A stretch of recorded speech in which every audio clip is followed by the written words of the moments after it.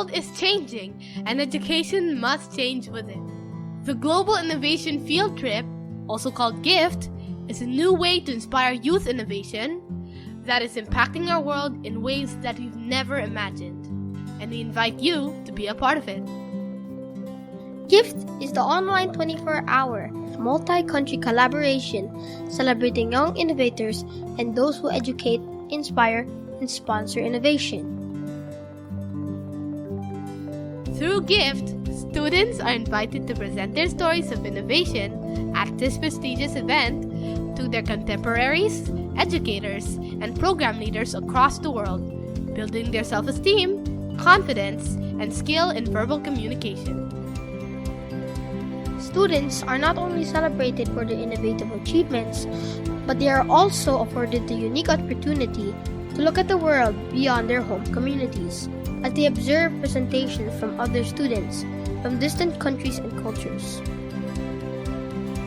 Ideas, apps, inventions, innovative programming, social good, innovation education. As an innovative online, open, and inclusive platform, GIFT enables students from every corner of our world to participate. 21 months, 570 presentations, 852 presenters, and 49 countries.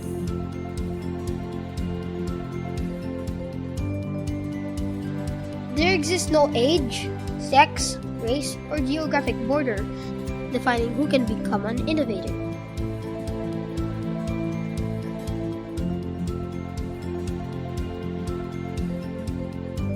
Global Innovation Field Trip, celebrating young innovators worldwide.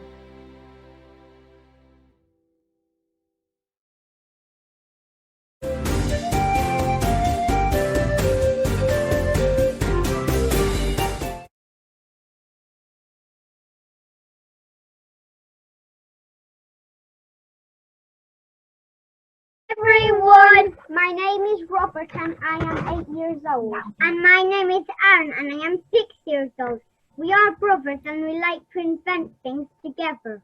I started to invent things when I was about 3 years old. I started when I was 5 years old. My first invention came to my mind because I was going camping with my family and almost every time the table was falling. This was either because it was too windy, the soil was uneven, or my little sister was pushing it. So I created a leg system that would get inserted into the soil or sand. And the leg system would have a sharp end which would go into the soil or sand, making the table very stable. My first invention came to mind when I was talking to a friend of mine in Africa, and he said he has never seen snow. So, my brother and I thought about an invention that would be able to show him snow. We imagined a globe that you would put in your room, and using a hologram, anyone could see how different natural phenomena look like.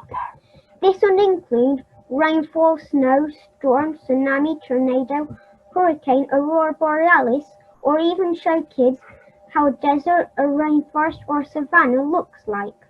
This could be used in classrooms at geography classes so that kids could experience and understand better how these natural phenomena occur and how they look.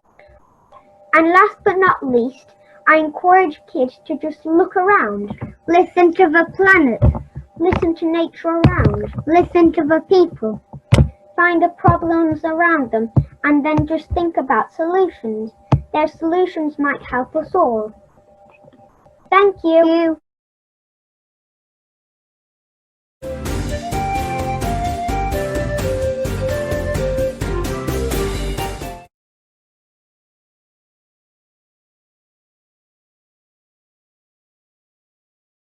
So hello everybody and greetings to you all from South Africa. My name is Ethan Haynes and I'm 14 years old. I chose to look at the problem of having access to clean water, which is a big problem in our informal and rural settlements in South Africa. In 2020, load shedding occurred for a total of 859 hours of the year. Most businesses use electricity for machinery, technology, and light to complete the day's work. With loss of electrical power, the day's work cannot be completed. People use electricity for cooking, cleaning, and keeping houses warm in winter, and keeping food cold in fridges. Most of us need electricity to live our daily lives. Many South Africans use cell phones to communicate. When there's no power, they cannot charge their phones. Often, even the cell phone towers are not available during load sheddings too. So my invention is called the Fresh Machine, the filtered range / river water and electrical supply hybrid machine. How does it work? There's a water storage tank at the top of the system. You pour the water into the storage tank, and the water can be either collected from rivers or from rain collection. As just a few final notes, the design shown of the water purification machine is in a vertical axis. It can be constructed in a diagonal axis. And the storage units for the water are not to scale, but it's just there to give an idea of the concept. And I would really like to see this in action in communities in South Africa.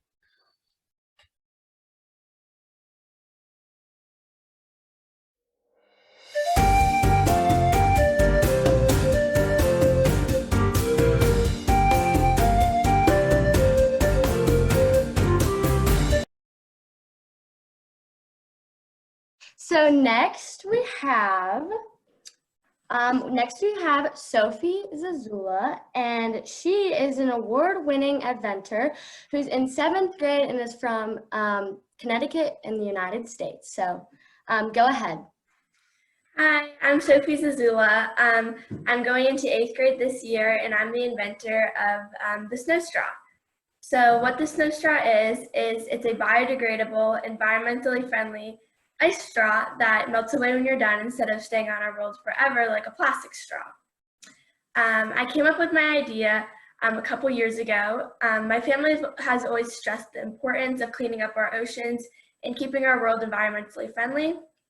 So we were in a restaurant, and I started thinking of some ideas that I would have to use for the invention convention. And I started looking around, and I realized how many plastic straws were being handed out. And that's when it hit me. I had to make something that was more environmentally friendly and green for the environment while still being a straw. And so I started thinking of materials that I could use, like foods and just really anything. And then I hit upon ice, and that's kind of how my invention started. So thank you. I definitely think our families are alike, because me and my family, we really stress the importance of, cleaning up our earth. And we recently went to Michigan for summer, and we went to a beach, and the main defender of the beach was plastic straws. And so it's really awesome that you're doing this. So could you show us our prototype? Yeah, so this is my prototype. It's basically a wine stopper with a plastic tube, tin foil, a meat skewer, and I always forget what these are called. But basically what you do is you fill this tube up with water, and then you put this meat skewer through, and then the tin foil is there to hold the meat skewer in place. And then I put this in the fridge or the freezer, and it freezes the ice around the meat skewer to form a hole in the call it an icicle. So it forms a hole in the ice straw, and then you just slide it off and then slide it off here. And I have one right here, and it looks like this. So as you can see, there's I don't know if you can see on the camera, but there's a hole going through it, it works just like a straw.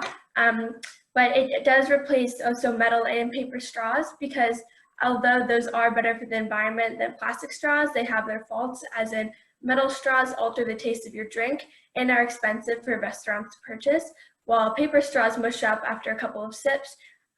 So my invention does neither of those and, you know, fixes the problem of pollution in the oceans. I think this is a really smart invention because it's definitely needed. How long did it take you to get through this process? Sorry, so it took me about, I'm gonna say like 2 months, 3 months to finally like finish. I mean, it's still a prototype, so it's not a final invention. It's just still a prototype. It still needs to be tweaked and it still has things to fix about it. But it took probably 2 to 3 months to get to this state of my prototype.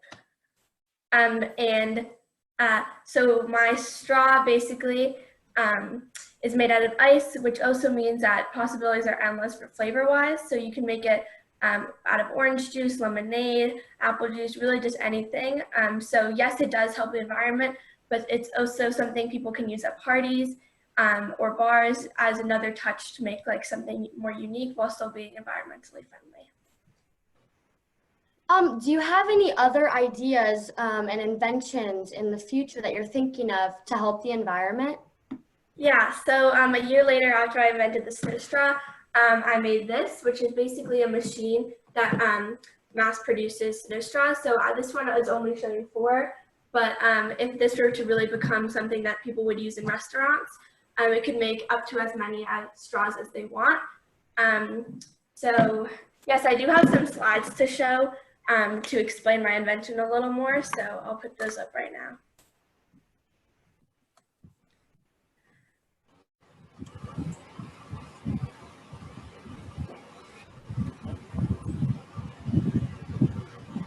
So this is my prototype. It's just what I showed you, and then on the left, right, it's some of my snow straws, and those pellets they look like broken snow straws, but they're actually dry ice, and that's what I use to keep my straws cold during nationals and invention convention. And I realized that when I used dry ice, it made a layer around my ice straw that made it last for longer in my drink. So that was very helpful that I figured that out in nationals.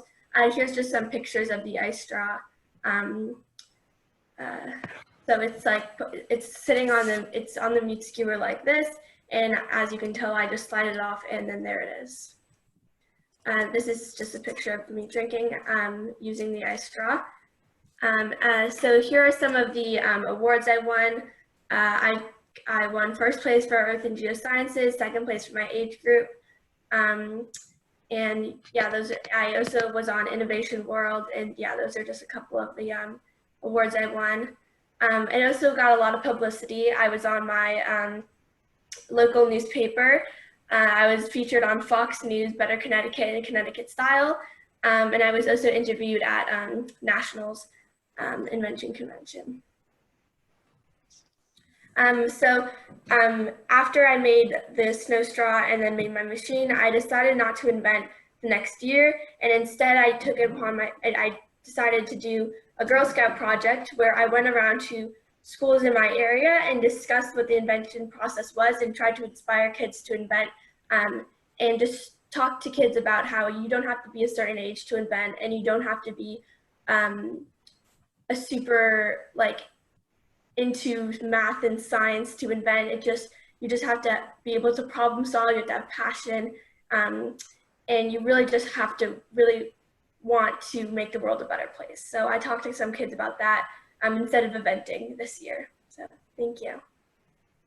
I definitely think like it's great because you're helping make the world a better place and the environment and helping it out, but along the way you're inspiring kids by going around for Girl Scouts and helping them get the creativity to invent, which I think is awesome.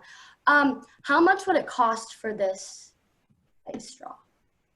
Yeah, so basically it can be sold in party stores, as I said, like for party places, but it's also why I made the machine. It would be in the back of restaurants, but if you were to just buy it at a party store, it'd probably be $8 for like probably a box of them. But the machine obviously would be a different price if you were to get something to make like to mass produce them. So. Have you tested like how long it lasts before it melts? Yeah, so it lasts up to like probably 3 to 5 minutes. Depends what the temperature is where you are. It obviously does melt, which is pretty much the point of it. But yeah, definitely does not last as long as a plastic straw. So it just kind of depends on whether you have or like what temperatures you drink. Most people don't use straws in hot drinks anyways. So it's mostly just for cold drinks. Yeah, so since nothing is perfect, what potential problems might there be with using this? Yeah, so if you were to just look at my invention right now, you can tell that it's not probably a final product. It's very delicate to take, to slide off. My meat skewer usually does sometimes crack, and so I would want to probably in the future make something that's more sustainable and that will not break as easily as how it breaks now. So like besides selling it at party stores and maybe potentially restaurants, where else do you think you would sell your product? Those are pretty much the places that I would market my invention. So they would just, be at party stores, so you can buy them for your party, or you can just buy the mold and you can make them at home. I haven't really decided exactly what I'm going to do with it, but you can buy them and then make them at home, or you can just buy them in packs at party stores, or they would be in restaurants that you would take in, like drink your drink at a restaurant instead of using the plastic straw that the waiters hand out. Awesome. I think that's all the questions I have. Does anyone else have any questions? Yeah, Sophie, this is really good. And I think for the younger generation to really care about something like this is a good role model for us older people, right? We know that plastic straws are not great. We also know, though, that some people have medical conditions where they have to have a straw. You just have to, right? And obviously an ice straw wouldn't work for people like that. But coming up with these different iterations and these different ideas is going to give people a lot of choices. I spent some time on the coast a few years ago working with the Sea Turtle organization and working with physicians and veterinarians and activists who were really sad that the straws were sea turtles' eyes and ears and mouth and killing them, basically. So I love that you're doing something that is extremely relevant to right now, and you're trying to come up with the idea, and that you're still working on it. So thank you very much for sharing that. Yeah, of course. But as you said, it is obviously not an option for people who are disabled and have difficulties using or drinking, and they need a straw. So basically my invention is an option that someone could make. So it's basically just dialing down the amount of plastic straws that are used every day. It's not a necessary thing that you must use, but it's definitely an option instead of a plastic straw if you're able to use something other than a plastic straw. But yeah, as you said, sea turtles are greatly affected by the amount of plastic in the ocean. My mom would always show me and my sister videos of how much plastic affects sea turtles, and I just knew from like watching those videos that I had to do something to just help in like even a little or big way to somewhat, help the sea turtles out. So yeah. Thank you for getting back to this. I don't have a question, but I do have a video I'd like to show people, if I can, for a second.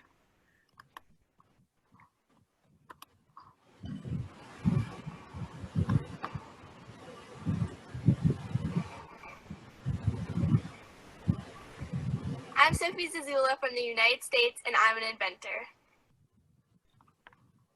I assume you all saw that? Yes. Okay, and by an amazing coincidence, I found another video. But I don't know who this is, but we'll watch it anyway, because it looked like it might be interesting.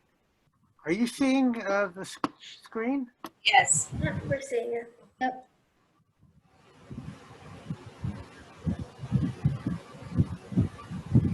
My name is Elisa Zazula, and I'm from the United States, and I am an inventor. So Yeah, so that's my little sister. You found those. I found that Dr. Drizzle has many talents, and one of her talents is making wonderful videos like that. So thank both of you. And by the way, you need to thank your mother every single day.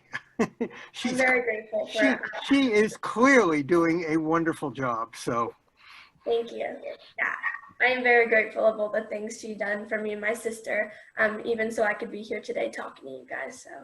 and I hope you said there are, oh, never mind. I'm confused. Can you unshare your screen? Oh, no, I can't. Ah, now I have. I also want to take this time to thank Ella being our host for this hour. Ella, you are very eloquent in words, and I know that you are going to go far in your inventions, but I would also think that you might want to consider a talk show host as part of your future, because you did a really amazing job. So Sophia, thank you again for sharing. Thanks to your mom and to Lily. And Ella, thank you very much for sharing. I think this is the end of your hour. Let me know if I'm incorrect. Okay. So thank you very much. We are excited to meet our next new host, but we have really enjoyed being with you, Ella. And thanks for saving me during that STEM challenge. You're welcome, and great job, Sophie. Yeah, thank you, Ella, for asking such amazing questions. You're And welcome. thank you guys, both of you, for having me. So yeah, I had so much fun talking to you guys. Thank you.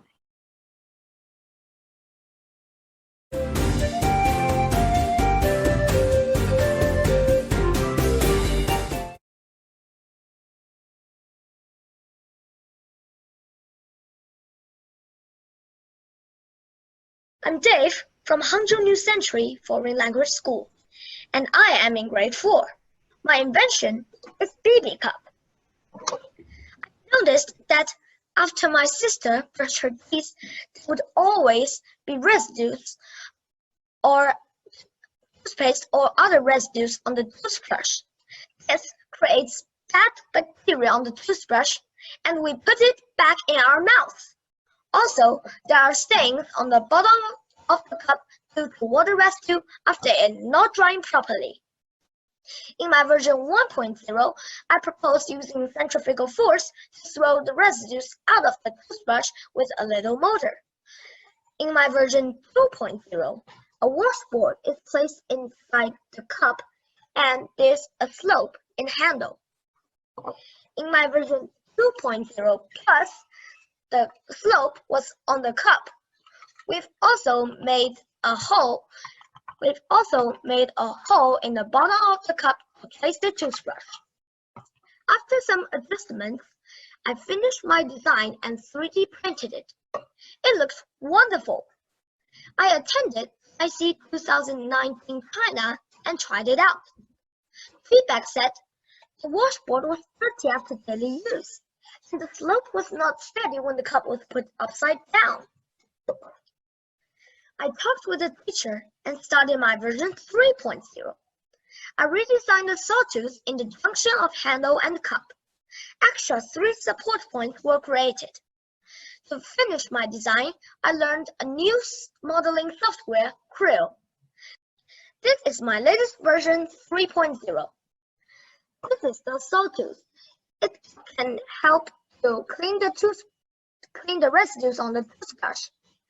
These are the 3 support points. When we invert the cup, it will stand on them to drain off the water.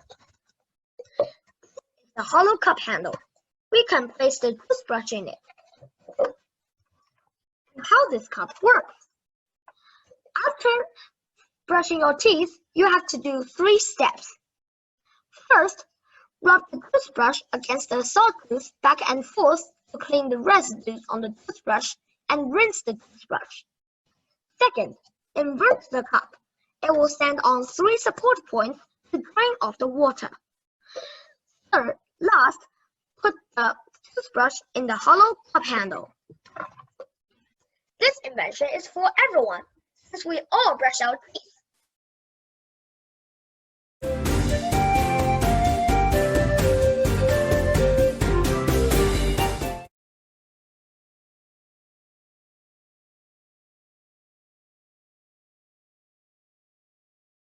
So this is the Blind Me Smart. It is a board game that all ages can play, from 4 years old all the way up. And I created this game because I personally have a blind grandparent and I volunteered at a special needs school.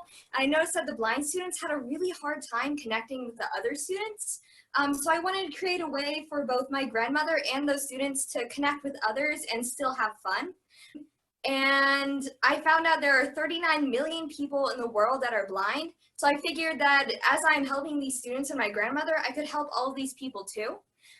So the way that, well, first I'm just gonna show you, this is what I have in my game. I have multiple expansion packs, but this is the original pack that goes with the board. And I have all my instructions that are in Braille. There are regular instructions for people that have sight, and these instructions are in Braille. I also have blindfolds that are included with the game, just in case people with sight want to feel, experience what it's like to be blind and play the game. So the way that you play my game is that you have this deck of cards, and the first player will draw a card off the top of the deck. This card has Braille and the picture is raised, so blind people can read the Braille and feel the picture. So you'll have 1 minute. You also have an opportunity to earn 2 points, and each expansion pack has different topics. So there's one for teens. This original expansion pack is based off of blind people, so that way blind people can learn more about themselves and people with sight can learn about blind people.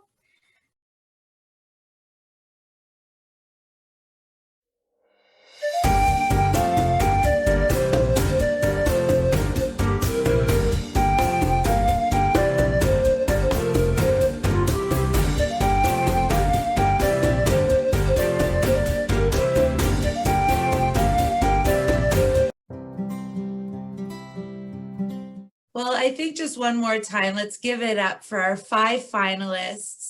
Congratulations. I know earlier, Sebastian, you mentioned an opportunity to put something on your CV or your resume, and I encourage each of these 5 young people, even the participants who submitted from around the world, celebrate your efforts and your achievements loud and proud, because we need to know who our inventors and innovators are, because you are really the ones who are going to shape the future. Yes. It's just fantastic. But in the nature of competition, oh, Jim, you have something to add. I'm not supposed to be talking. I'm really supposed to be off, but this was far too fascinating to miss. So I stayed in the stadium and watched this happen. Sebastian, you are amazing. And all 5 of you are the most creative, remarkably empathetic, and hardworking young innovators I have seen in the last 24 hours. Bravo to all of you. Thank you. Big congrats. And I think it's a moment that is highly anticipated. It's time to announce who's being recognized in this competition and going to be the proud owner of a Miro robot. So over to you, Sebastian. Well, I mean, it was a difficult choice, and luckily there was a lot of people.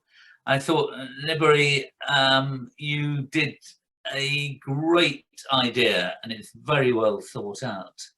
And Aman, I was really impressed by your use of Python and the quality of the thinking that went into it. And Robert, you worked so hard and late into the night, and that sort of work ethic is what will get you to the top. And then Huixin, a very clever thinking and innovative idea. And really, I'd never thought of anything like that. And I was like, what? Oh, I didn't know that it was a great idea. Thanks. But I have to say that Anna, it was close run, but someone has to win, and it is you. And you came up with a really brilliant piece of programming, some very thoughtful and intelligent ideas, and you have won a whole Miro and 500 hours of programming, and the rest of you also have won 500 hours of access to Miro Cloud. And you can do what you want, and you can share it with other people or whatever. Anyway, congratulations to Anna. Thank you so much. Congratulations to you all, in fact. Yes, you're all winners. Everybody. Thank you. I would like to just take a minute to show Arna's entry. She made a little video showing the code. You have to forgive me. I am an engineer and I love the code. So at some point she scrolls through the code, and I want you to see the sophistication of what she has created.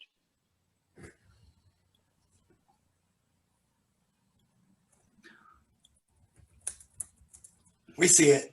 You see it? Now let's get it to start. Peak District problem.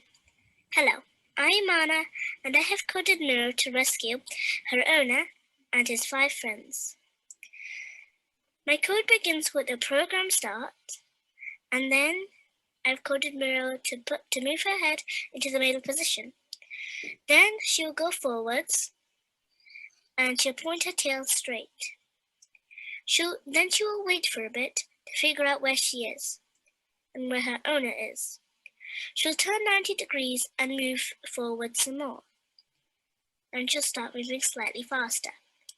And finally, when she reaches where her owner is, she's going to turn 180 degrees so that her tail is facing the owner's face. She then droops her tail up and starts wagging her tail at the fastest she can do. And the reason that she wags her tail is so that, since she has a wet tail, she uses it to wake up her owner, because not only is she touching her owner, she's also making him awake with water.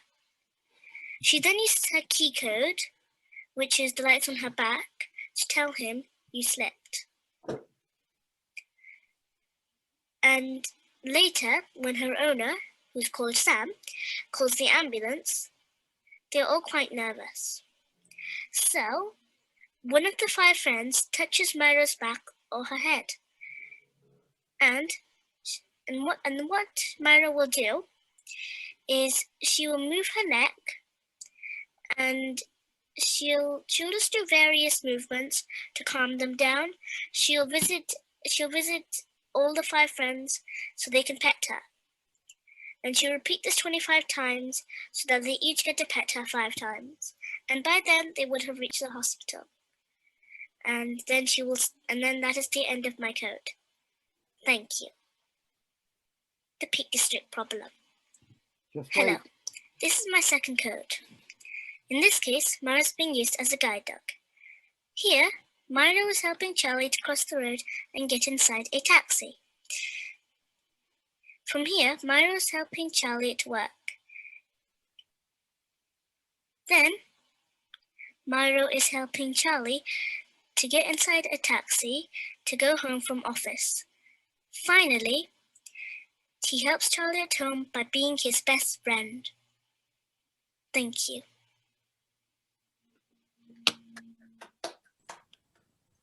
Very nice. That is world-class coding, and I just wish I had a friend like Miro. Congratulations, everybody. What an absolute privilege and honor. And Sebastian, big, huge congratulations to you, truly, for inspiring this type of work and empathy. It's really, really humbling to meet you. Oh, the honor is all mine. And I appreciate that we both spell honor with a U the correct way. Yeah. And Well, really, it depends what side of the Atlantic you're on, I think. But there we are. and I just want to say, empathy, I think, is really one of the ways that we're going to continue to get along as a world and thrive as a world. And GIFT is a way for us to all connect and share how we are the same, how we are different. And Julie, Jake, Sherilyn, Jim, thanks for bringing this platform to life. And to these young inventors for being part of it and reminding us that the future is so bright. I'm gonna hand it back over and say goodbye. What a great way to start my day. Thank you. Congrats. Thank you, Erin. And Sebastian, thank you so much for your generosity and the generosity of sequential robotics too. This has been a fabulous competition. And as we've mentioned to you a couple times before, there's a lot of people out there hoping that you do it again sometime. Oh, yes. I think next year is definitely on the cards. Oh, you've got a question, Anna. I would really like to thank Emily, and I would really like to thank everyone, and especially Melissa and Emily, because they have helped me a lot.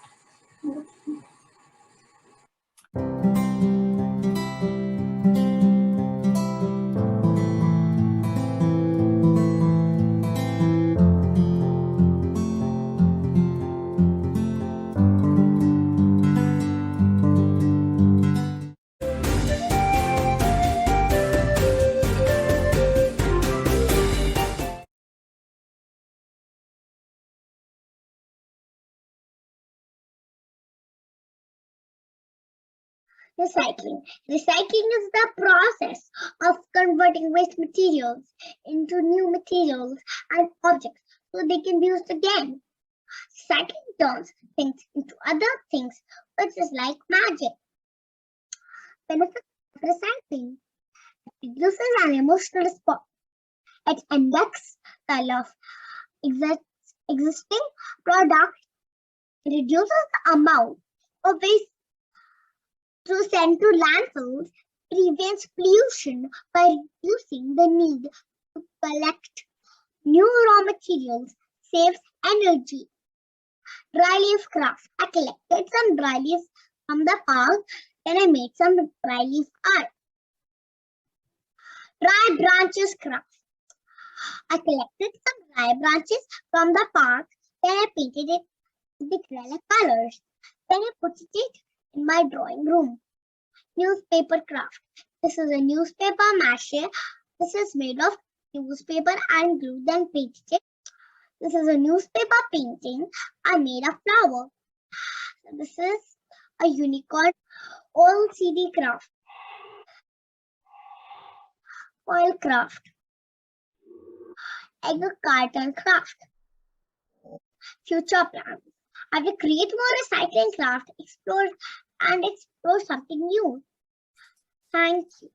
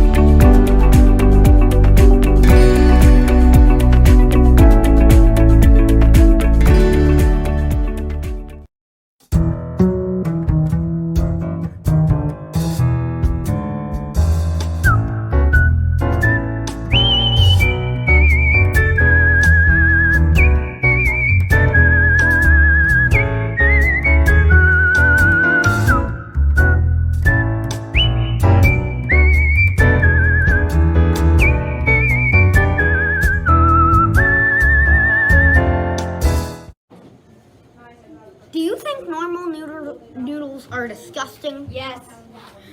Well, I have an answer.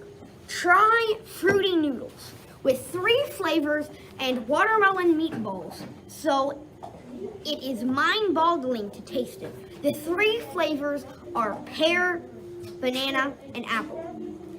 They are very tasteful and are very good to eat. The flavors are very nutritious. And you see this I have here? This bowl. It is full of fruity noodles. This is a bowl full of fruity noodles.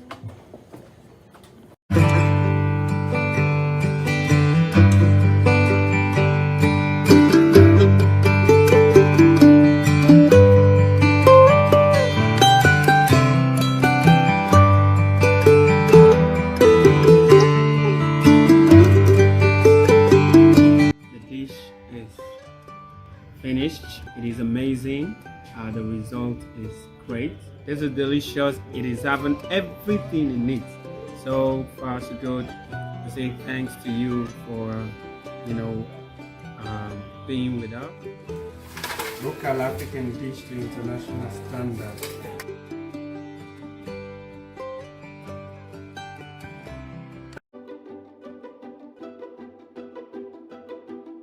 Are you so good at bouncing? I eat nuts every day. Nuts? Yucky! I don't like them. Ivan, you don't like nuts? Then you should try my Coconut Bliss. Eating nuts every day makes us healthy and strong. Yummy! Yummy! Chocolatey, nutty. It is a mystery. It's chocolatey. It's nutty. It's amazingly yummy. Full of vitamins and protein. It's very healthy. Coconut Bliss. Discover the goodness of nuts in the richness of chocolates. Hello, this is Chapana Split Ice Cream. I made it from bananas and chocolate chip, which I blended together and freezed overnight. Voila, I had this. To learn how to make it, go look at the brochure attached. Hope you'll try it too. Thank you for listening.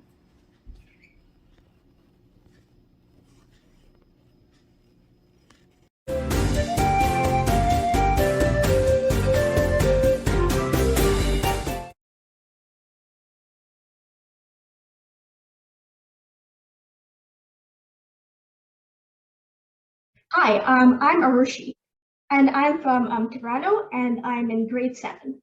I'm showing a new robot that I created called a MarsBot, also called Make a Robot Smile. So I'm going to show how it works and what it does. So MarsBot is basically a robot that tries to make you happy. So what it does is it looks at your emotion and basically sees if you're happy or sad. And then if you're happy, it'll be happy with you. And if you're sad, then it will try to cheer you up. So how does this robot work? So first, it uses a camera right here to look at your emotion. So using the camera, it can look at your face. And then I used a programming language called Python, which looks at your face and tries to see if you're happy or if you're sad. So how does it do this? It does this by seeing if your mouth is curved up or if your mouth is curved down, because if it's curved up, it's like a happy face, and if it's curved down, it's like a sad face. And it also looks at your eyes and sees if you look happy or not.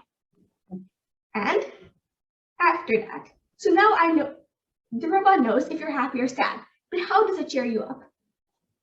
So if you're happy, the robot wants to be happy with you. So I attached 3 motors on the robot, which would move the 2 arms and the head. And these motors are controlled using a programming language called Arduino. So Arduino, what it does is it takes the data, if you're happy or if you're sad, from the other programming language, Python, and then it takes this data, and if you're happy, it'll move both its arms up and down like dancing. And if you're sad, it will raise one hand to cheer you up. So I'm going to show you a demo right now. So I'm just gonna run the programming language, and first I'm gonna make a happy face. So I ran it, and now happy face. Happy. So now it's gonna start dancing because it's a happy face. One more last thing, I'm just gonna try a sad face for this robot as well. And now it's raising one hand to give me a high five.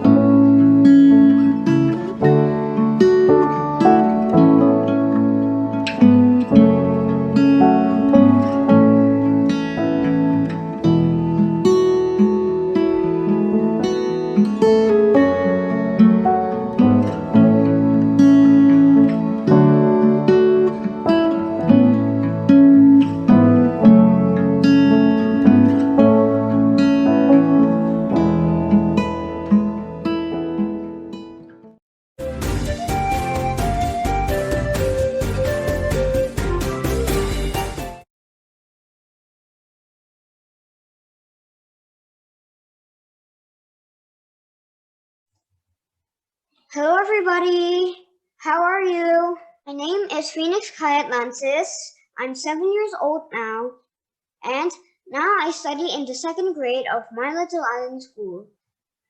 I'm from Indonesia, a beautiful country in Southeast Asia. I'm really curious about Benjamin Franklin, so I started to do some research about him first. I watched many videos about him on YouTube. I made a video to tell the story of Benjamin Franklin. So here is how the story goes. Let's imagine I'm gonna be Benjamin Franklin. Benjamin Franklin is the inventor of electricity. I'm also the founding father of the United States of America. Besides being a scientist, I'm also a politician. I'm also a storm catcher. Do you know what's a storm catcher? A storm catcher is a person that likes to research about storms and the positive and negative molecules about storms too. During my time as a scientist, I want to prove that lightning is a source of energy called electricity, and electricity can be stored and used to power many things. And I think electricity can help human beings to power many tools. So I conduct an experiment using a kite and a metal key. So I flew the kite during the storm, and then I attached the metal key to the kite. And when the lightning strikes the kite, the electricity goes down to the metal key, and then, did I get electrocuted? No! The energy from the lightning was stored in the metal key. It proves that Lightning is a source of energy called electricity.